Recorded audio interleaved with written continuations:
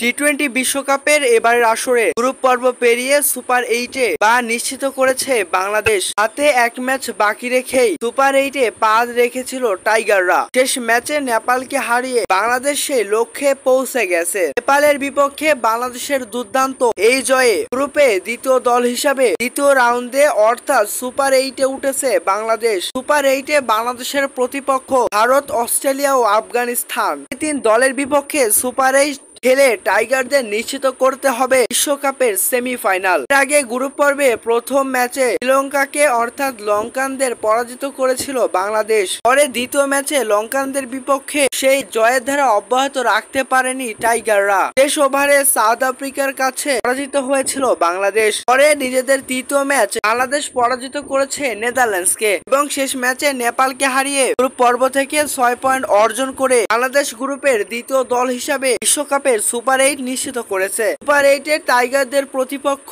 সাবেক দুই বিশ্ব চ্যাম্পিয়নের পাশাপাশি সাম্প্রতিক সময়ে টি-20 ফরম্যাটে অসাধারণ ছন্দে থাকা আফগানিস্তান। সুপার 8-এর লড়াইটা বাংলাদেশের জন্য সহজ হবে না সেটা বলার আর অপেক্ষা রাখে না।